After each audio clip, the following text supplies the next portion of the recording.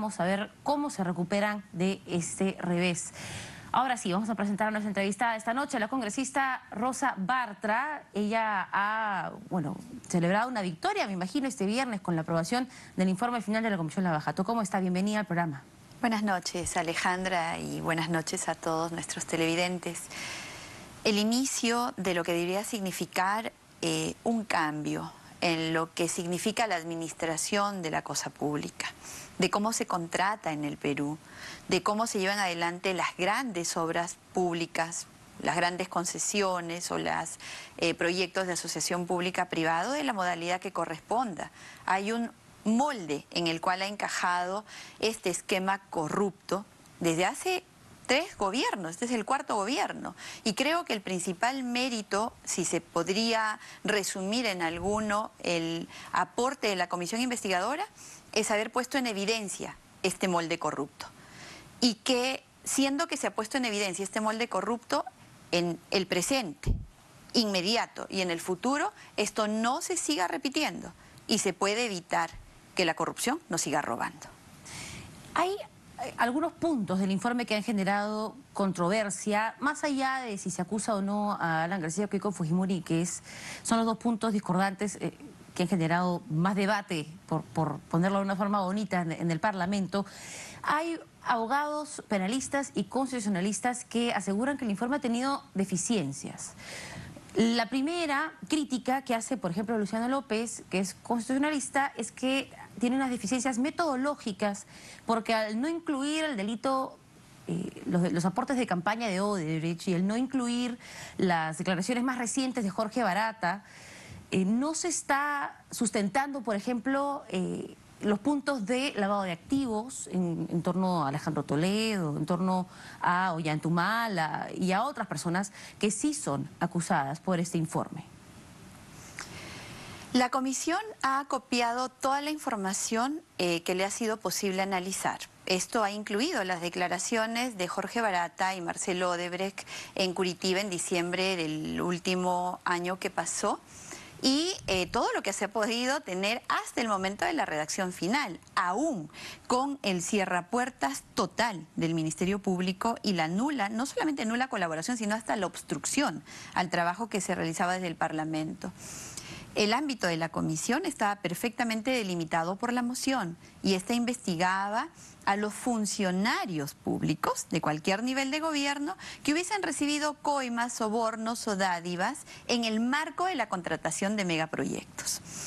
No estaban dentro del marco de la moción la investigación de los aportes por campaña. Espero que esto se investigue, y que se investigue a todos los políticos, sean congresistas, ex candidatos presidenciales, a lo mejor algunos candidatos en las principales gobernaciones regionales o municipalidades del país. Estoy de acuerdo con que se investigue, pero la moción no incluía investigar aporte de campaña, sino megaproyectos y las coimas que se hubiesen recibido en el marco de esos megaproyectos. Y ahí precisamente está la crítica, porque todos lo hemos visto, cuando una comisión quiere incluir o ampliar sus funciones, eso se debate, se aprueba y se amplía. Eso no es verdad. Entonces la pregunta es, ¿por qué usted no solicitó? Eso no es verdad. ¿Por qué no solicitó que se amplíe las funciones para poder investigar los aportes? Porque eso se hace cuando se presenta el informe final. Nosotros hemos presentado el informe final, y en el Congreso en este momento se puede, con toda la libertad del mundo, decidir eso. No es cierto que en cualquier momento uno pueda decidir ampliar, eso no es verdad.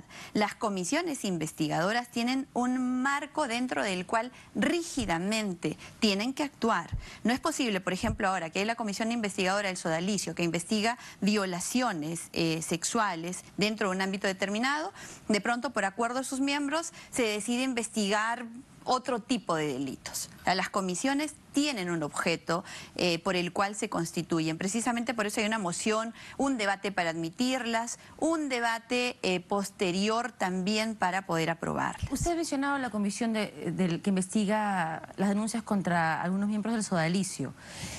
Se dice que Keiko Fujimori no fue incluida en esta investigación como investigada en la Comisión Lavajato porque no era funcionaria pública.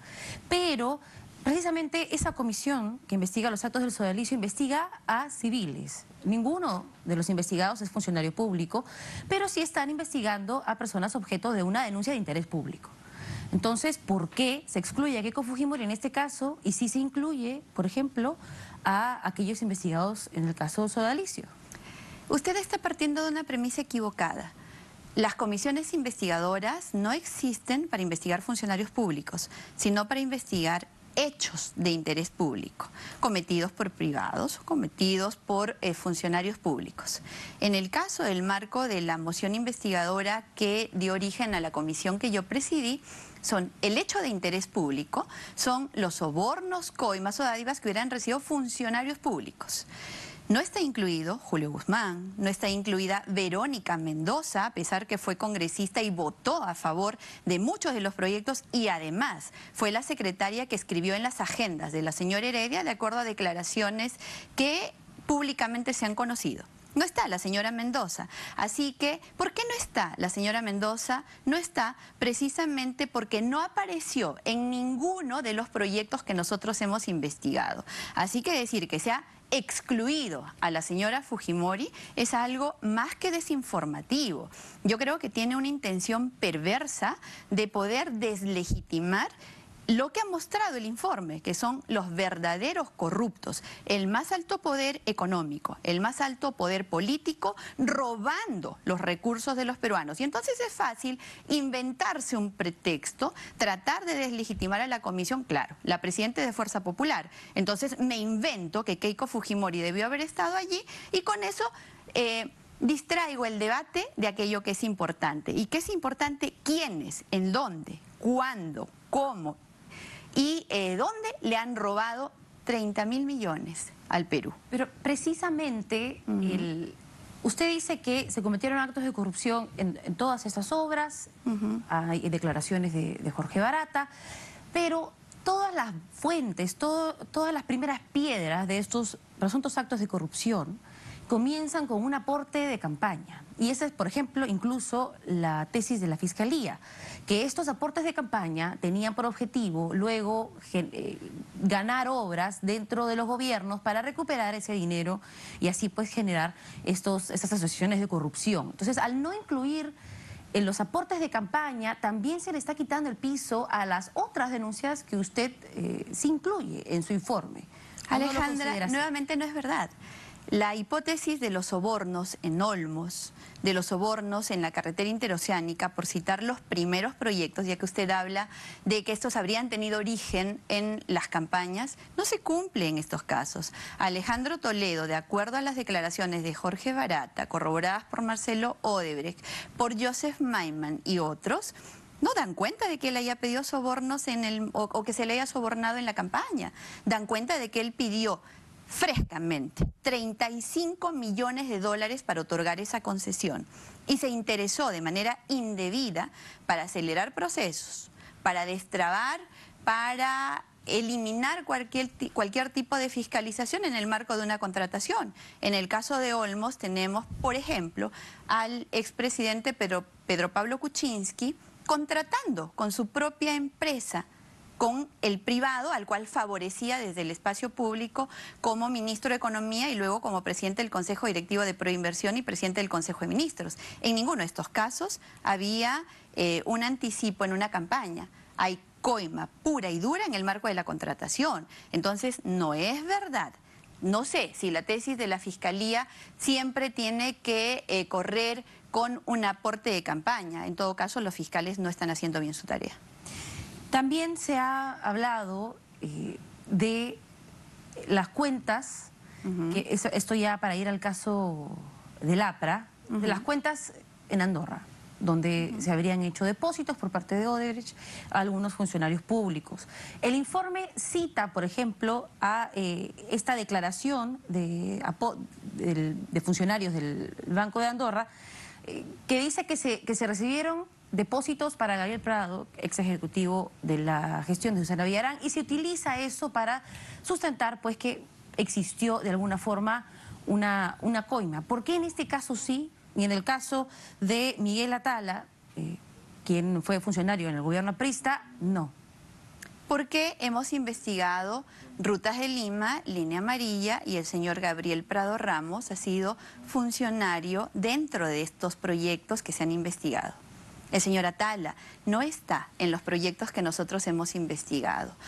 Le explico un poquito cuál ha sido la metodología en la cual nosotros hemos trabajado.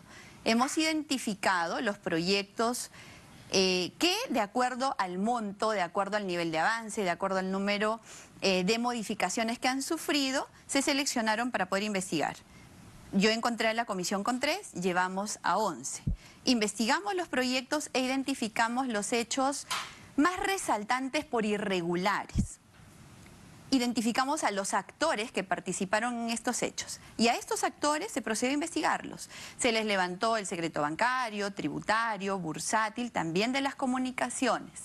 Se pidió registro de sus propiedades, se les pidió una declaración testimonial, se pidió todos los documentos en el marco de estos megaproyectos, desde el contrato, pasando por todos los expedientes que hayan impulsado su ejecución, y se determinó responsabilidades. Entonces nosotros no hemos cogido un personaje al azar porque de pronto apareció una cuenta o me parece o la población cree que es corrupto. Nosotros hemos tenido la diligencia debida de identificar qué ha hecho cada uno y qué los vincula con el probable, con la probable recepción de una coima o de un soborno. Pero utilizan un testimonio de una funcionaria de este banco de Andorra para inculpar a un funcionario, pero cuando habla de otro, en el marco, no lo ven. En el marco de un proyecto, Alejandra, probablemente hayan 20 corruptos más, o 50, o 100. Nosotros hemos identificado un poco más de 100. Probablemente hayan el triple más, pero que no han participado en los proyectos que hemos investigado. Entonces, un poquito de seriedad. Pero, si usted me pregunta, si usted me pregunta ¿por qué Atala no?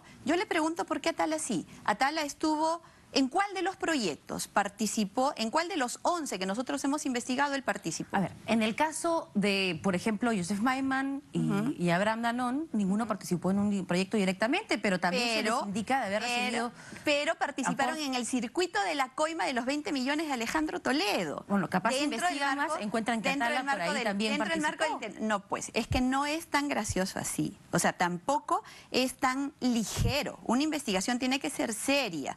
Por eso le digo, identificamos los hechos irregulares y los actores en los hechos irregulares. Y a ellos se les ha investigado. Por supuesto, en el marco de la investigación y cuando esto se profundice en la persecución del delito, que no le corresponde al Congreso, sino al Ministerio Público, espero que el Ministerio Público avance y determine a profundidad quiénes han participado de estos delitos. Pero eso, Alejandra, ya estaría el Ministerio Público. Por ejemplo, en el caso de la línea 1 del tren eléctrico, nosotros hemos llegado hasta el ministro, cosa que el Ministerio Público no había hecho.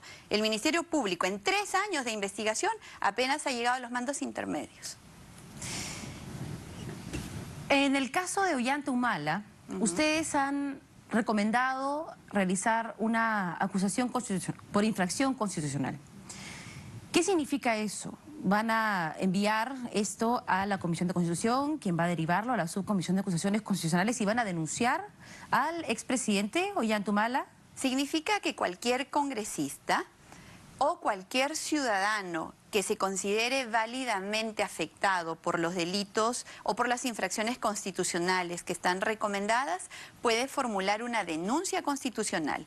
Esta denuncia la recibe la Subcomisión de Acusaciones Constitucionales y tiene el trámite que ahora ya es conocido a raíz de todas las denuncias constitucionales que se han llevado adelante en el Congreso, por ejemplo, las que se llevaron contra los exmiembros del CNM o las que tenemos en curso. Pero son distintas, porque en el caso de los miembros del CNM, eso les permite ser investigados por hechos penales. En el caso de infracción constitucional, el Congreso puede inhabilitar al político de participar en cualquier proceso o de ejercer cargos públicos.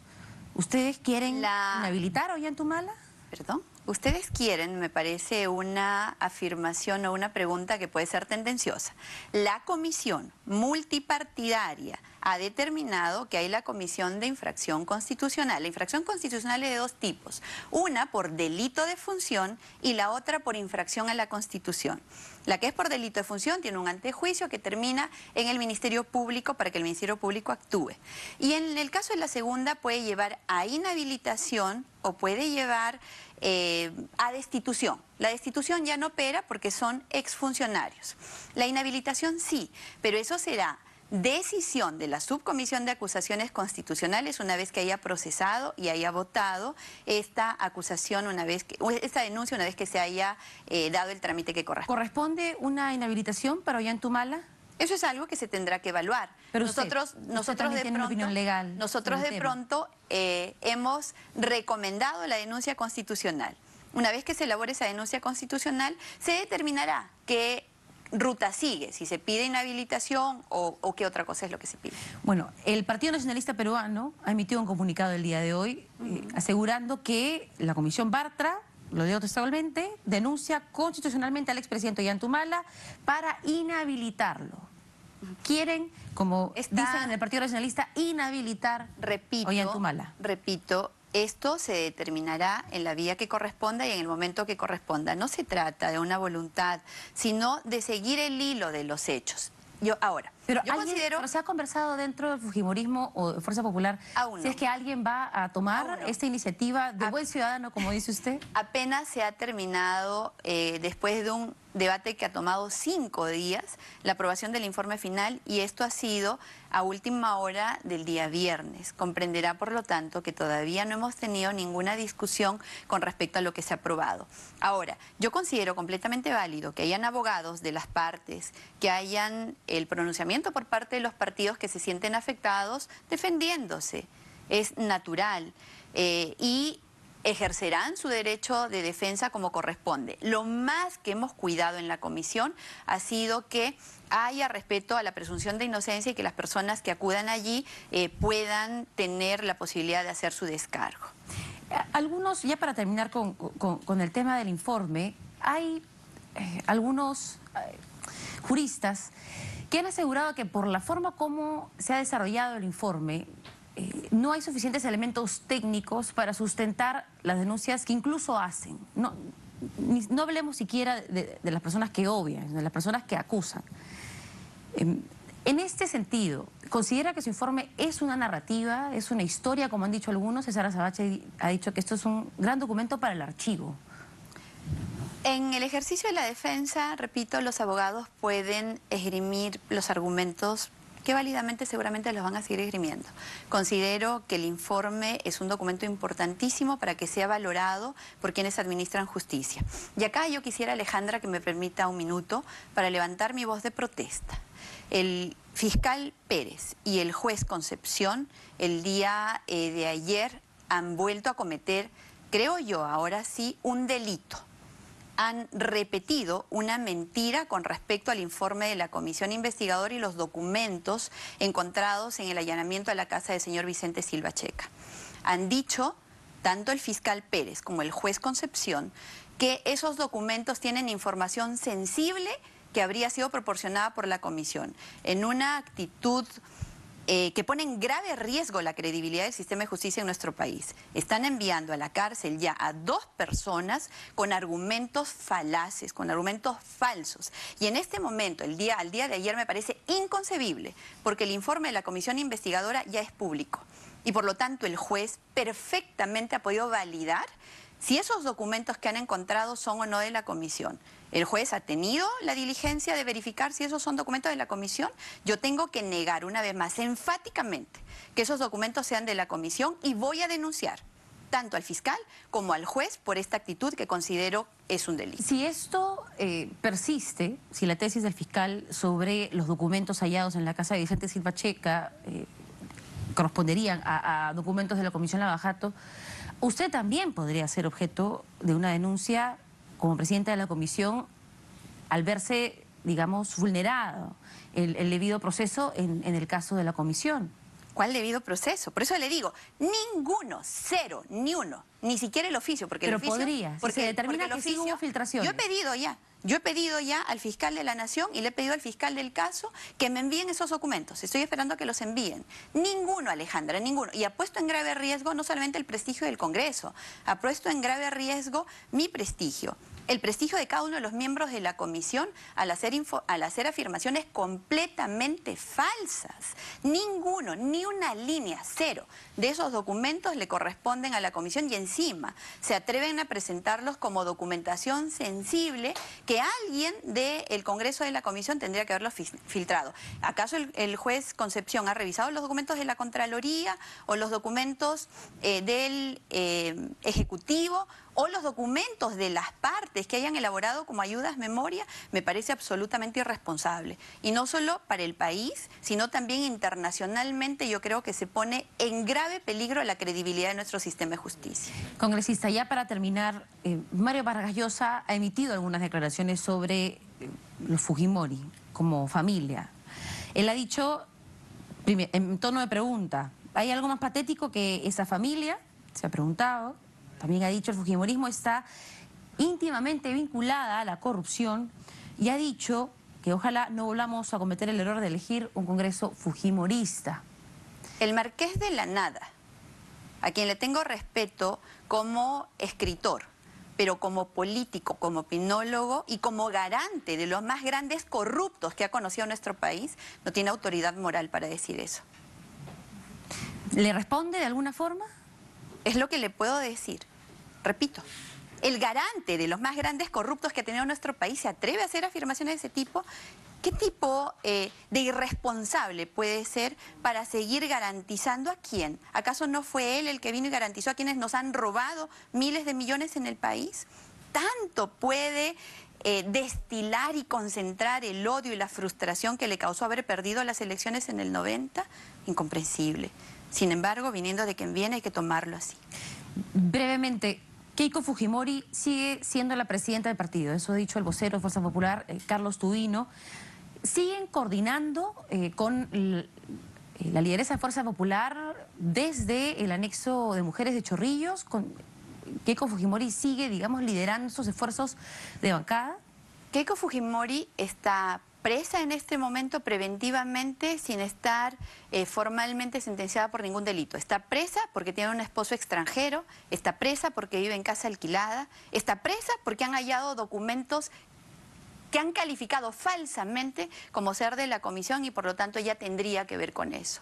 Keiko Fujimori es la presidenta de Fuerza Popular y vamos a luchar porque en este país se haga justicia. Pero se va a porque coordinar. Los ricos y los poderosos no sigan haciendo de las suyas, metiéndole la mano al bolsillo de todos los peruanos, con peajes irresponsables, con carreteras mal hechos, con un gasoducto al cual nunca le activaron la cláusula anticorrupción. Keiko Fujimori es la presidenta de Fuerza Popular y se hará con ella las labores de coordinación que corresponden con una presidenta de un partido político independientemente del lugar donde se encuentre. Para terminar, ¿cómo interpreta esta reunión entre Martín Vizcarra y Daniel Salaverry y si es que se ha mejorado o se ha solucionado el impasse que vimos entre usted y él en el Parlamento, donde él le dijo que podía gritar todo lo que quiera y luego con un gesto a su colega digo, estoy hasta acá? Yo pido disculpas al pueblo peruano por las formas en las cuales a veces levantamos nuestra voz. Pero lo voy a seguir haciendo en la medida en la que sea necesario hacerse escuchar. Aún en el desierto, el último grano de arena tendrá que escuchar la indignación de una peruana que no va a permitir que se siga robando, Alejandra. Y llamó la atención acá de la casi nula cobertura que le han brindado los medios, a eso voy, que le han brindado los medios a la larga exposición y debate serio y alturado que se ha tenido alrededor de la más grande corrupción que ha conocido el Perú en su historia. Y que por el contrario, sí le han dado extensa cobertura, por ejemplo, al impasse que tuve con el presidente Salaverry. Un impasse como ocurre en democracia, porque solamente en regímenes totalitarios, solamente en un régimen como en el de Maduro, a cuyo paso ligero vamos avanzando, si seguimos aceptando actitudes corruptas y totalitarias, se pueden concebir. El silencio de los medios sí es algo que me preocupa en temas importantes. Congresista, muchísimas gracias. A usted, Alejandra. Por habernos acompañado.